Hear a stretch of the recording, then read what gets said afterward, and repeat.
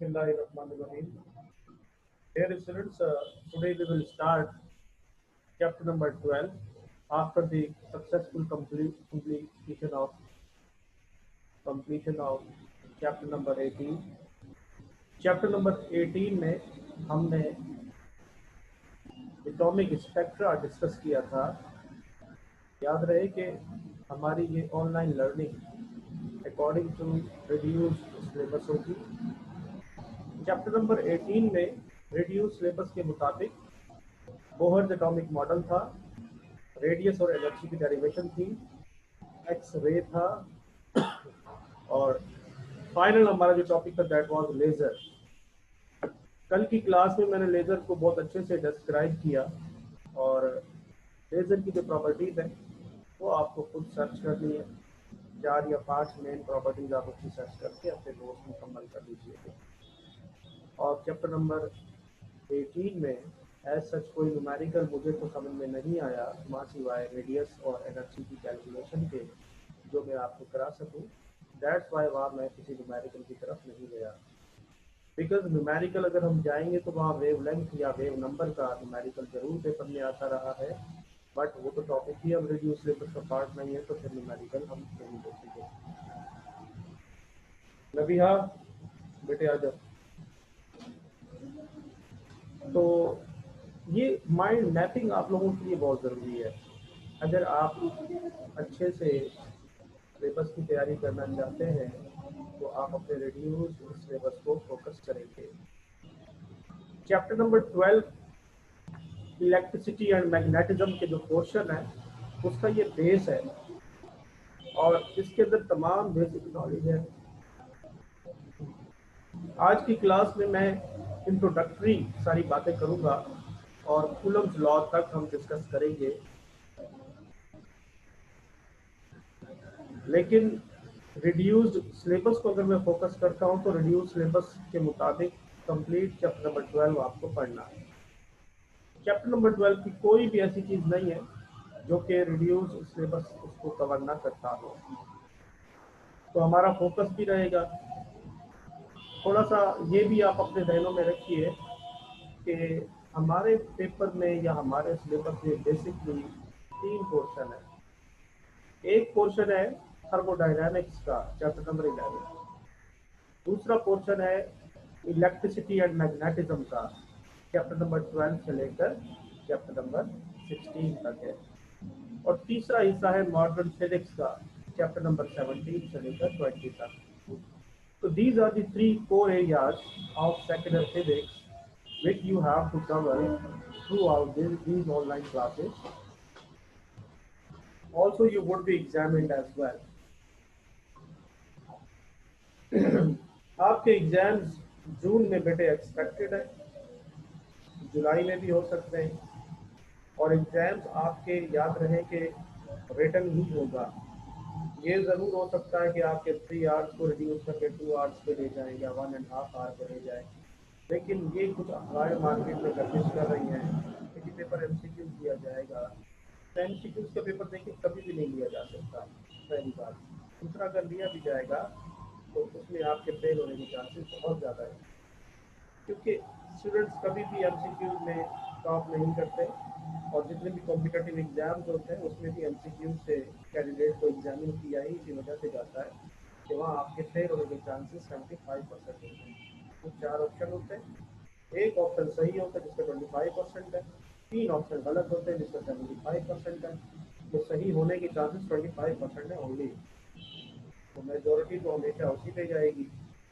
तो आपको अपने लेक्चर को यूँ ही प्रिपेयर करना है, अपने सिलेबस को यूँ ही प्रिपेयर करना है कि आप अपने रिटन एग्जाम दे सकें, चाहे अनाउंस ही क्यों ना हो जाए।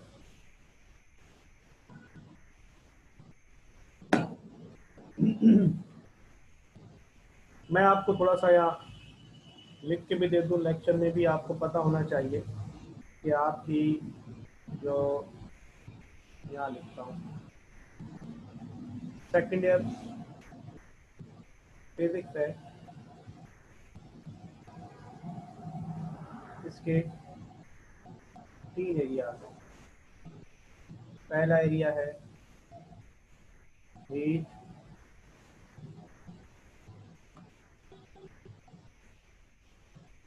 या इसको मैं थर्मोडायनेमिक्स कहता हूँ।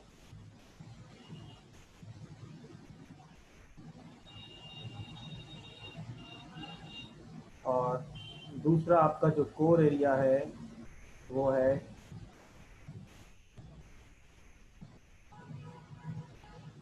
Electricity and magnetism.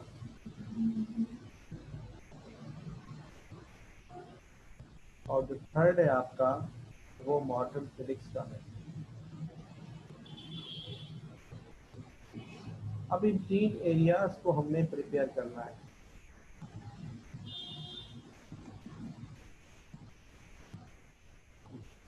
हीट के अंदर आपका चैप्टर नंबर 11 शामिल था। इलेक्ट्रिसिटी एंड मैग्नेटिज्म में आपका चैप्टर नंबर 12 है, 13 है, 14 है,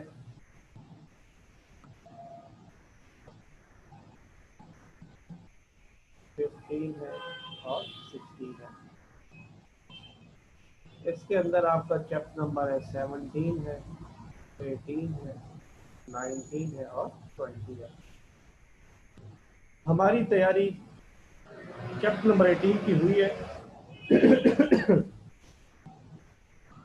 मैंने चैप्टर नंबर 18 का इंतखाब इसलिए किया था कि चैप्टर नंबर 18 थोड़ा बहुत आपकी फर्स्ट ईयर केमिस्ट्री से रिलेटेड है और ये वाला चैप्टर फर्स्ट ईयर और सेकेंड ईयर के स्टूडेंट के लिए एक ब्रिज का काम करता है।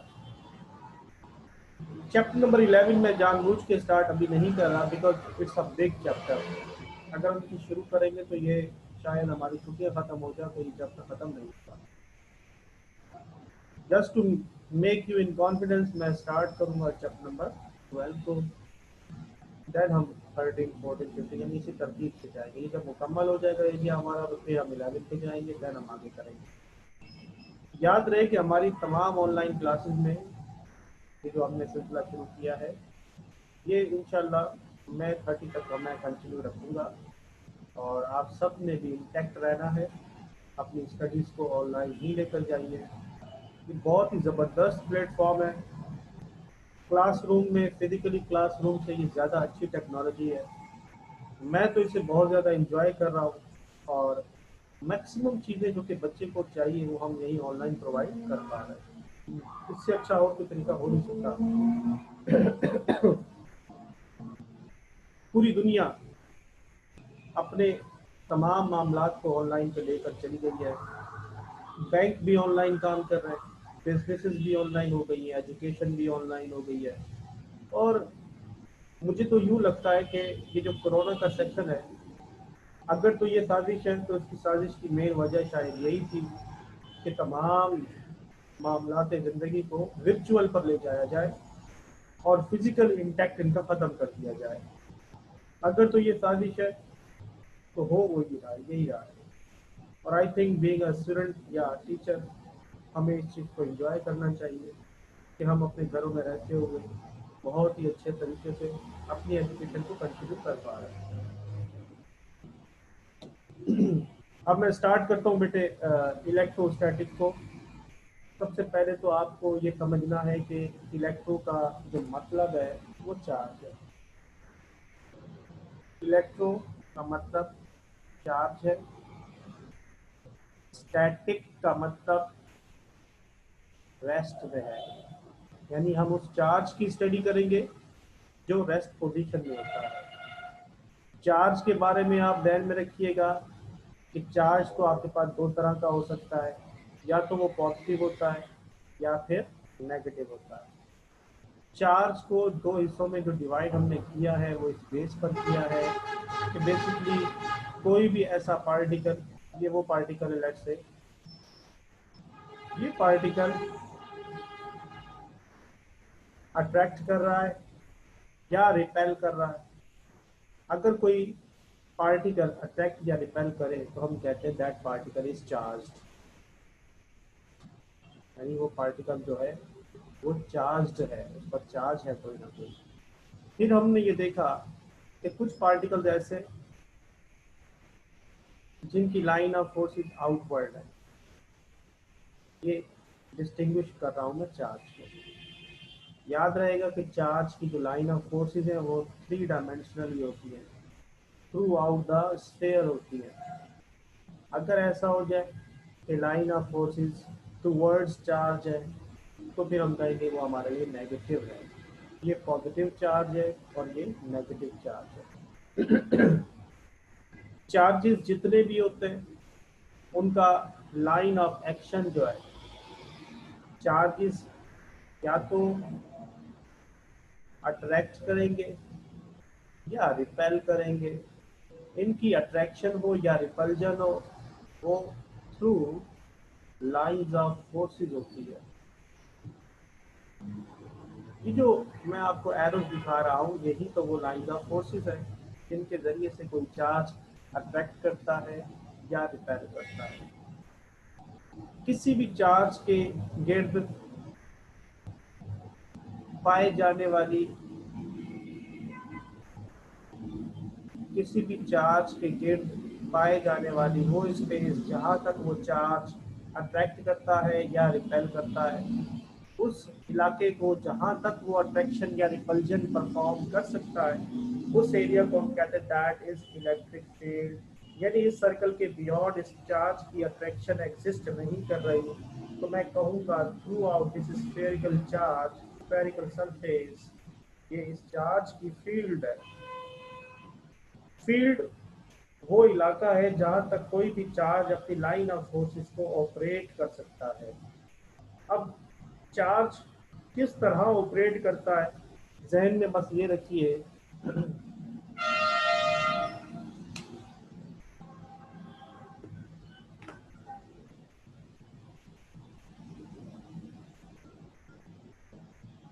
एक मिनट जरा, आलिया मुझे तो कोई issue हो रहा है।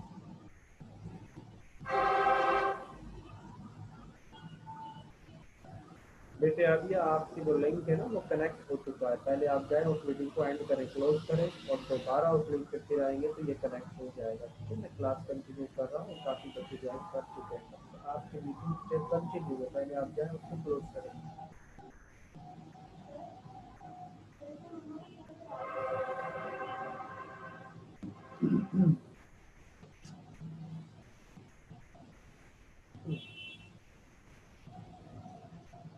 मेरी आवाज़ आ रही है बच्चों आप लोगों को?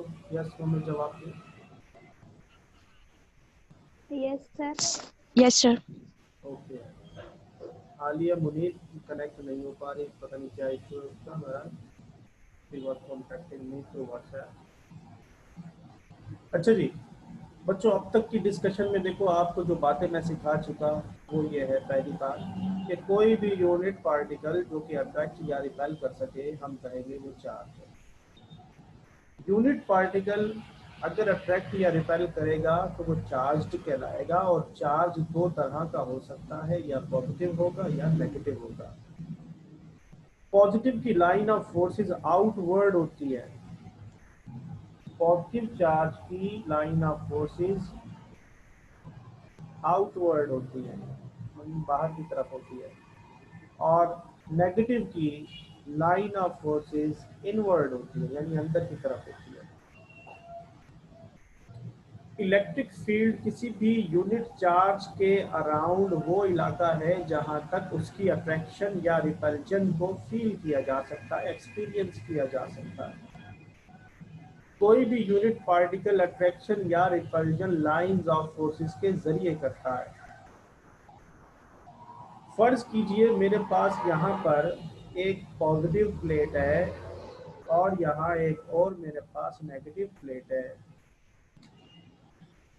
मैं इसको ज़रा अच्छे से बना देता हूँ बाय यूजिंग टूल।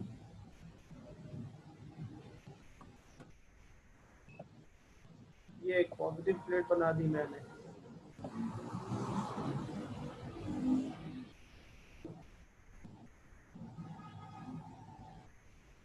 ये एक नेगेटिव प्लेट बना दी। अब इस पॉजिटिव और नेगेटिव प्लेट के दरमियान जो लाइंस ऑफ फोर्सेस हैं वो पॉजिटिव टू नेगेटिव की तरफ होंगी। ये वो लाइंस ऑफ फोर्सेस हैं जो मैं आपको दिखाना चाहता हूँ।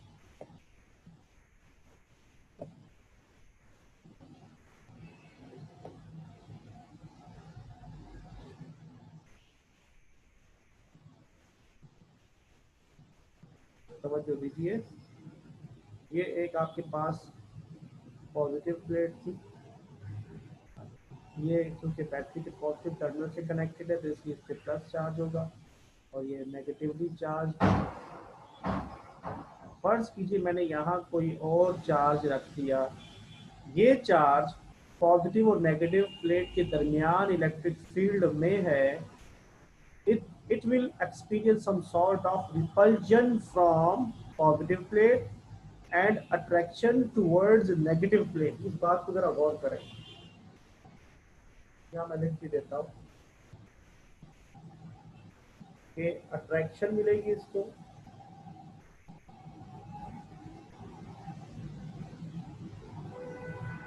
Towards negative plate. अट्रैक्शन क्यों होगी?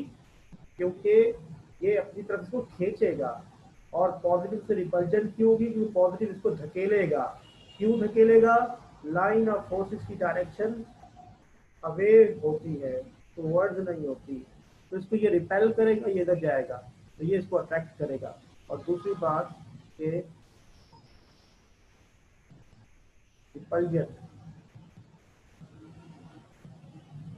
रिपल्जन फ्रॉम पॉजिटिव प्लेट होगा अल्टीमेटली ये कि ये चार्ज डिस्प्लेस होगा और यहाँ तक आ जाएगा। अगर ये पोजीशन ए मैं कहूँगा तो ये पोजीशन बी है। तो आप यूँ कंसिडर कीजिए कि when a charge particle is placed between positive and negative plates at position A, this charge will be displaced from position A to position B। इस चार्ज का मैं नाम देता हूँ, ये टेस्ट चार्ज है, Q नॉट है। तो ये जो Q नॉट होगा ये A से डिस्प्लेस होकर B पे चला जाएगा।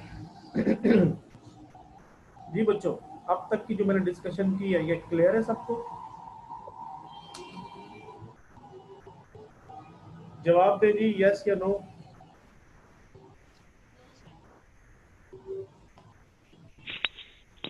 जवाब दीजिए बच्चों, यस नो। ओके, कौन है ये, नाम बताओ। क्वेश्चन पूछो बेटे।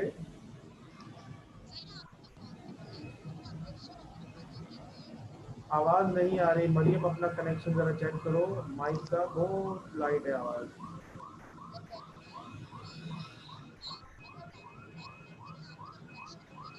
नहीं आ रही, नहीं आ रही मरियम, अपना माइक सिस्टम जरा चेक करो, उसको निकालो बाहर, फिर कनेक्ट करो।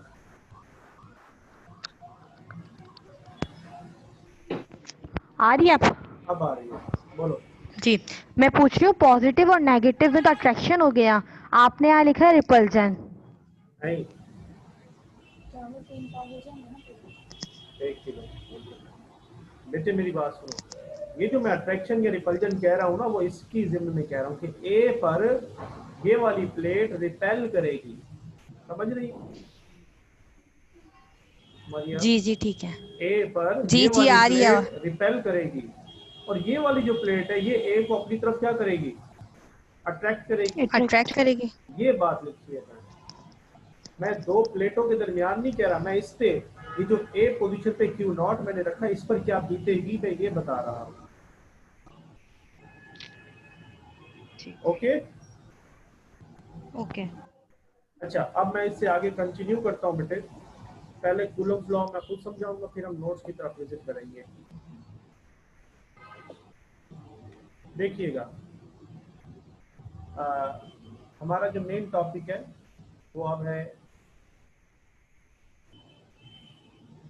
Coulomb's law. कूलम्स लॉ के जरिए से हम कैलकुलेट करते हैं फोर्स को। ये फोर्स अट्रैक्शन की भी हो सकती है और ये फोर्स रिपल्जन की भी हो सकती है। Let assume two charges, these are the two charges. एक को मैं कहता हूँ मेरे लिए ये Q1 है, दूसरे को मैं चार्ज कहता हूँ ये Q2 है। इनके सेंटर के बिटवीन जो डिस्टेंस है उसे मैं एज्यूम करता हूँ R है। कूलम लॉ ऑफ ग्रेविटेशन की तरह ऑपरेट करता है, कहता है कि force of attraction directly proportional होगी प्रोडक्ट ऑफ चार्जेस के। प्रोडक्ट ऑफ चार्जेस यानी ये Q1 और Q2 है। और इसी तरह से इनवर्सली प्रोपोर्शनल होगा square of the distance between them के। ये है इक्वेशन नंबर 1, ये है इक्वेशन नंबर 2। अगर मैं इनको कंबाइन कर लूँगा प्रोपोर्शनल हो जाएगा Q1 Q2 upon r square के। साइन ऑफ प्रोपोर्शनैलिटी को जब हटाएंगे तो यहाँ कॉन्स्टेंट के आएगा आएगा के Q1 Q2 अपॉन में आर स्क्वायर आएगा। अगर मैं के की वैल्यू लिखूंगा तो ये बन जाएगा 1/4 pi epsilon naught Q1 Q2 upon r square. ये फाइनल फार्मूला है उस वक्त जब दो चार्जेस के दरमियान एयर मौजूद है। क्यों? क्योंकि ये जो मैंने एप्सिलॉन नॉट लिखा है इसका जो नाम है वो है परमिटिविटी ऑफ एयर है ये। अगर मैं एयर के अलावा लेट से मैं यहाँ पे वुड रख दूँ, मेटल रख दूँ, कोई और चीज शामिल कर दूँ, एयर भी होगी और वुड भी होगा, तो फिर आपके पास जो फार्मूला बन जाएगा that would be 1/4 pi epsilon naught epsilon m का मतलब मीडियम है ये, और Q1 Q2 अपॉन में क्या आ जाएगा r square. Permittivity of the air है, परमिटिविटी ऑफ द मीडियम है। ये हमारी फाइनल डेरिवेशन है। बताएं इसमें कोई इश्यू है किसी को? No sir. नो। ओके, अब बेटे मैं नोट्स की तरफ स्विच कर रहा हूँ।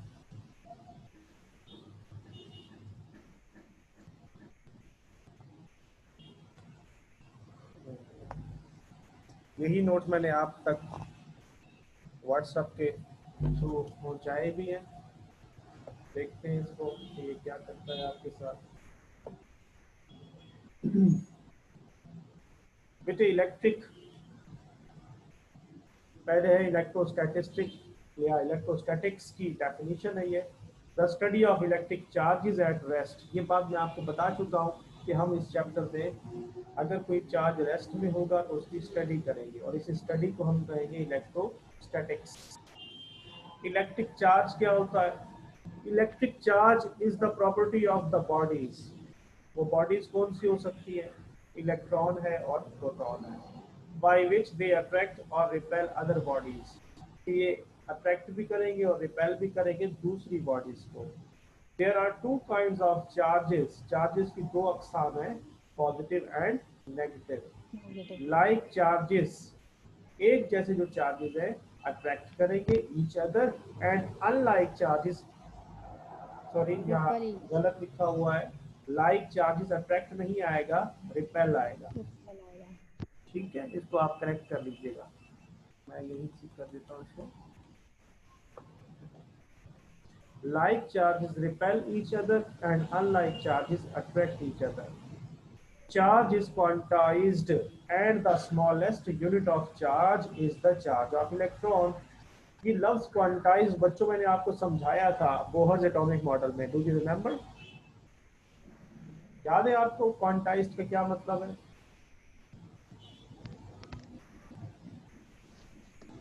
जवाब कोई नहीं दे रहा।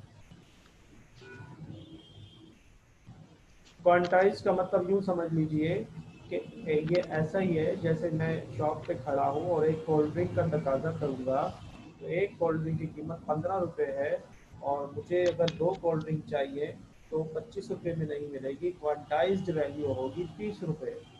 यानी ऐसा नहीं हो सकता मैं कहूँगी 25 रुपये की मुझे 1.5 बोतल दे दो, मेरे पास पैसे कम है, तो ये नहीं हो सकता। क्वांटाइज्ड का ये मतलब है। और चार्ज भी क्वांटाइज्ड है और सबसे लीस्ट वैल्यू जो चार्ज की पॉसिबल है वो इलेक्ट्रॉन का चार्ज है, यानी इससे कम चार्ज मुमकिन ही नहीं है, होता ही नहीं है, उसका वजूद ही नहीं है, अब तक कभी डिस्कवर हुआ ही नहीं है।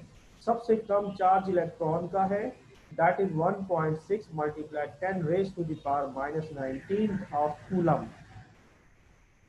इसके बाद कूलम्स लॉ हमने यहाँ नोट्स में भी दिया हुआ है, इसकी यही वो डेरिवेशन है जो मैंने आपको करवाई है। अब इस डेरिवेशन में देखिएगा, यहाँ नंबर 2 पे लिखा हुआ है फॉर डाई इलेक्ट्रिक मीडियम के की वैल्यू डाई इलेक्ट्रिक मीडियम की मौजूदगी में बढ़ जाएगी, और यही मैंने आपको फार्मूले में भी फिट करके दिया कि K equal to 1/4 pi epsilon naught के साथ एप्सिलॉन आर लिखा हुआ है। मैं कहता हूँ आप आर ना लिखें, आप एम लिख लें, जो डेरिवेशन मैंने करवाई, तो फाइनल आपके पास ये आ जाएगा। यूनिट ऑफ चार्ज, किसी भी चार्ज की यूनिट जो है वो कूलम होती है, और कूलम की डेफिनेशन आपको याद करनी है, नोट्स में मैंने लिख दी है।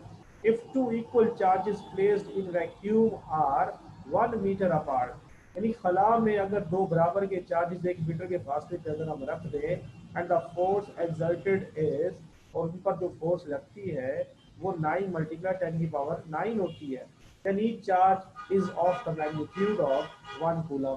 अगर वो चार्जेस एक दूसरे पर जो फोर्स लगाए वो 9 मल्टीप्लाई 10 की पावर 9 न्यूटन हो, तो हम कहेंगे वो जो दो चार्जेस है दोनों की जो स्ट्रेंथ है वो 1 कूलम है। इलेक्ट्रिक फील्ड, इलेक्ट्रिक फील्ड मैंने आपको समझाया कि किसी भी चार्ज के गिर्द पाया जाने वाला ये वो इलाका है जहाँ तक चार्ज अपने आप को एक्सर्ट कर सकता है, अपने आप को लागू कर सकता है। The modified region or space around the charge in which it can attract or repel other charge is called electric field. It is a vector quantity. Electric field एक वेक्टर क्वांटिटी है, याद रखिएगा। इसकी डायरेक्शन जो है वो particular होती है, क्योंकि लाइन ऑफ फोर्सेस की कोई ना कोई डायरेक्शन जरूर होती है।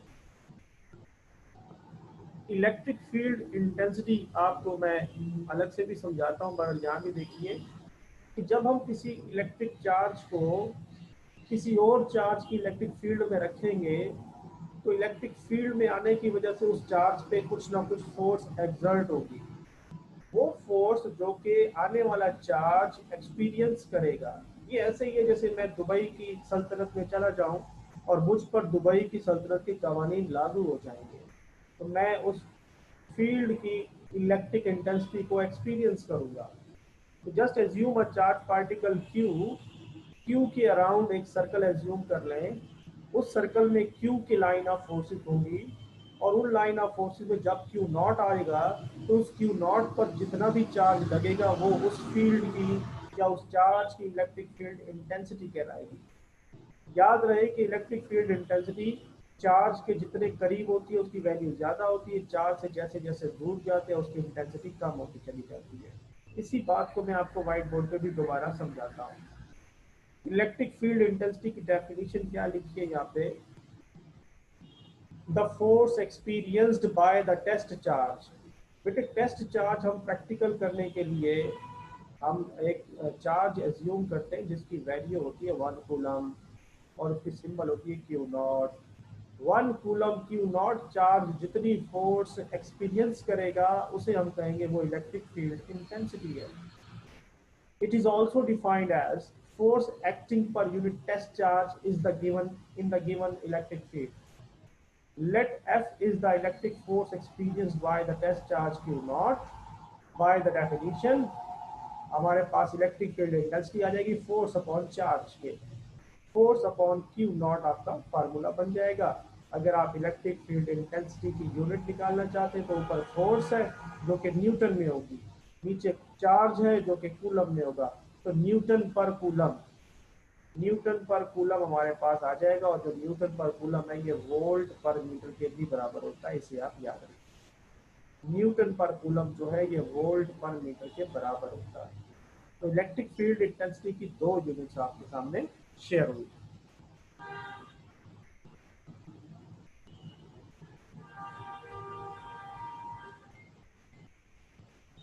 ये डेरिवेशन जो है ये मैं आपको पहले खुद करवाता हूँ। इलेक्ट्रिक लाइंस ऑफ फोर्सेस में आपको बता चुका, पॉजिटिव से आउटवर्ड होती है और नेगेटिव से इनवर्ड होती है। बेटे आज का लेक्चर हमारा यहीं तक है। इस पे जो दो चीज़ें अब मैं आपको व्हाइट बोर्ड पे लेके जाऊंगा और इसको वही शेयर करते हैं।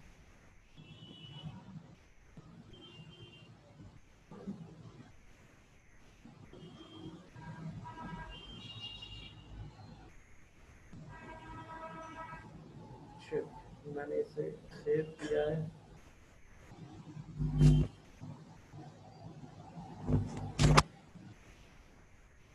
अरशद बजाओ, दरवाजा बजाओ।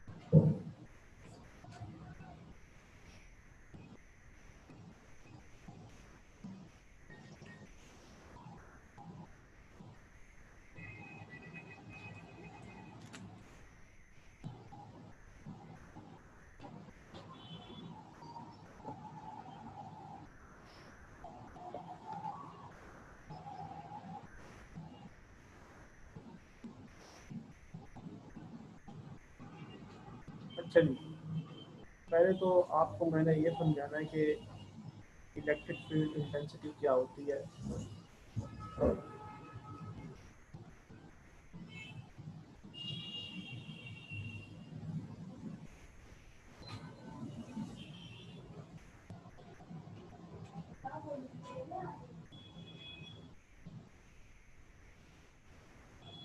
बेटे ये आपका एक चार्ज है जिसकी इलेक्ट्रिक फील्ड इंटेंसिटी आपके सामने मैं अप टू ये सर्कल बाउंड्रीज शो करूंगा। अब इस चार्ज की जो लाइन ऑफ फोर्स है वो इस दायरे से बाहर जा नहीं सकती। मैं बाहर से कोई टेस्ट चार्ज जिसकी वैल्यू क्यू नॉट है, अगर मैं उसको इस फील्ड में ले आऊँगा तो टेस्ट चार्ज जैसे ही इस फील्ड में आएगा it will experience some force.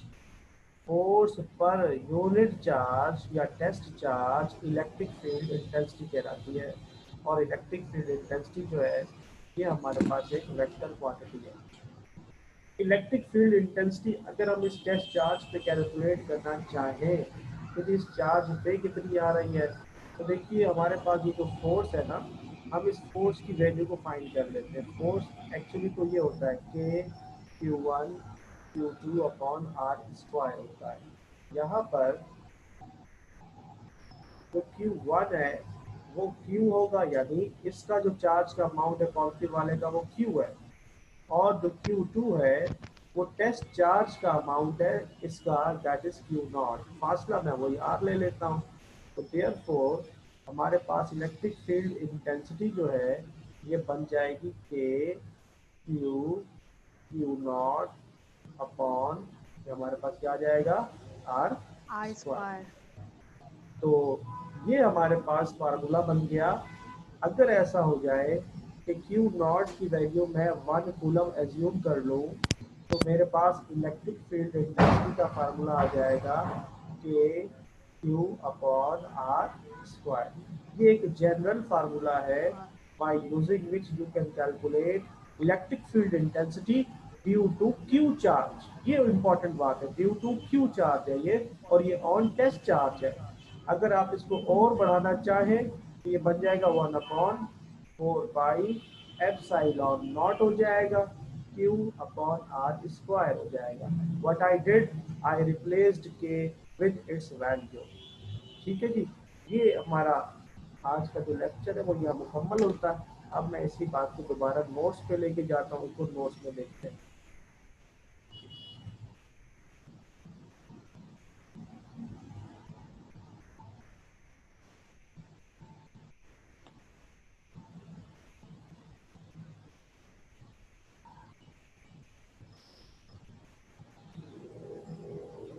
जी देखिए, हेडिंग आपको नजर आ रही होगी, electric field intensity due to a point charge. जिसको मैं टेस्ट चार्ज कह रहा हूँ उसको पॉइंट चार्ज भी हम कह सकते हैं।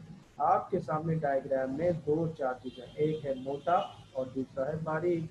जो मोटा वाला चार्ज है उसको कहा हमने प्लस क्यू, और जो दूसरे वाला चार्ज है उसको हम कह रहे हैं क्यू नॉट। पॉइंट चार्ज इस नोट्स में प्लस क्यू चार्ज का नाम रखा गया है, और जो टेस्ट चार्ज है उसकी तो वैल्यू फिर हमेशा 1 कूलम ही होगी, उसकी वैल्यू 1 के अलावा नहीं हो सकती। लिखा है जी, consider a point charge plus q and a test charge q not at a distance r from point charge. Point charge से आर फासले पे वो मौजूद है। Then the Coulomb's law of force experience by the test charge is, वो हमारे पास है 1/4 pi epsilon naught Q1 Q2 upon r square. ठीक है, और इसी तरह से हमारे पास जो इलेक्ट्रिक फील्ड इंटेंसिटी का फार्मूला है E is equal to F upon q naught. अगर आप अपॉन में क्यू नॉट यूज करेंगे तो फिर वो क्यू नॉट और क्यू नॉट कैंसिल हो जाएगा।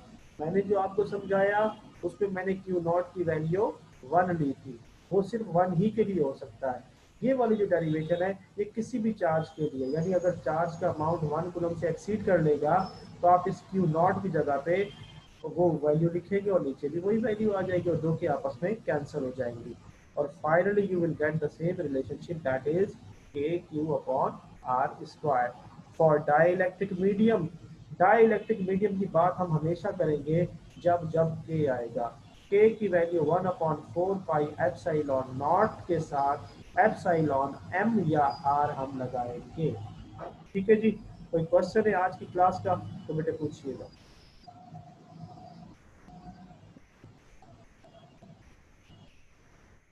कोई क्वेश्चन है बच्चों? No sir. ओके, बस आपने आज यही काम करना है, जितनी चीज़ें मैंने आपको समझाई हैं नोट से इसको याद करें, बाकी इंशाल्लाह हम कल करेंगे। ठीक है जी, थैंक यू, अल्लाह हाफिज़ एंड गुड बाय।